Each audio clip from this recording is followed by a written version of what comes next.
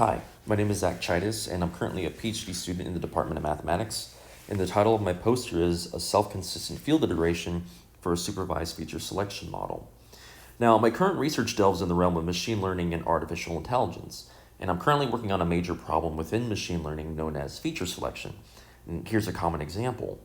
So suppose we have a set of data which gives information on patients with and without a certain type of cancer. Suppose the information that we have is height, weight, sex, blood information, family history, that kind of thing. Now, what are the key features of the patients that have cancer that separates them from patients without cancer? Now, this is a common problem of a much larger problem in data science.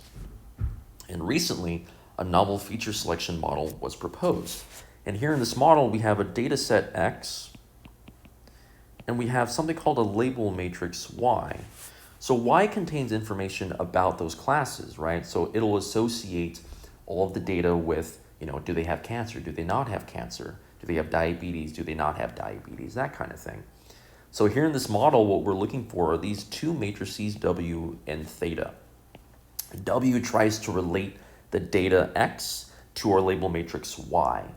And what theta does is tries to rank all of the features or all of the information about the data from most important information to least important information.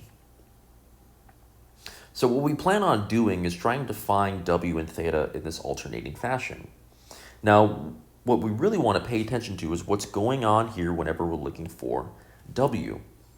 This problem was originally proposed to be solved through something called a generalized power iteration, or a GPI algorithm. What we plan on doing is reformulating this problem as something called an NEPV, and using a self-consistent field iteration to solve it.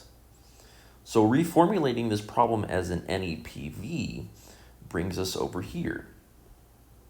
Now, not going into too much detail, what the idea is that once we transform it into this problem here and solve it through the self-consistent field iteration over here, what's really happening here is that what we're doing is we're actually going to be trying to improve the speed at which we're finding W. And in our experience, we can actually show that.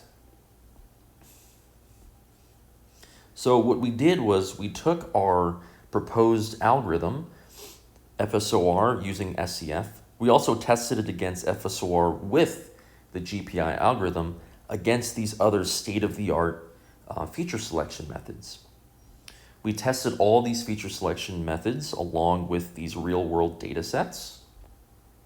And here, this table shows all of the prediction accuracies.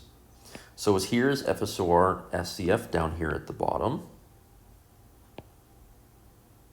And if we notice right off the bat, in relation to all of the other state-of-the-art methods, the accuracy which we're able to predict the associated class of the data is pretty similar. Sometimes it's better, sometimes it's a little bit worse, but on average, it does about the same. Now, if it does the same, it would be best if we can show that our method goes faster than theirs does. And what we can actually show through our experiments, is that in most of the time, and in some cases, it's actually the case. So one important method that we like to take note is MRMR. So MRMR is actually used by a company like Uber to parse through all of their data to look for important information. Now, wouldn't it be nice if we can offer Uber or a larger company like that a way to do their job, but just a little bit faster? And the big data sets that we have here are something isolate and Parkinson's. And for us, the CPU time at which our algorithm performs in its entirety is a lot of the times much faster than that of some state-of-the-art methods. So in this poster, we've shown some preliminary experiments about how our method does a very good job of associating the data with the classes, but also how much faster it is than a lot of the state-of-the-art methods. Thank you very much for listening. Hope you have a great day.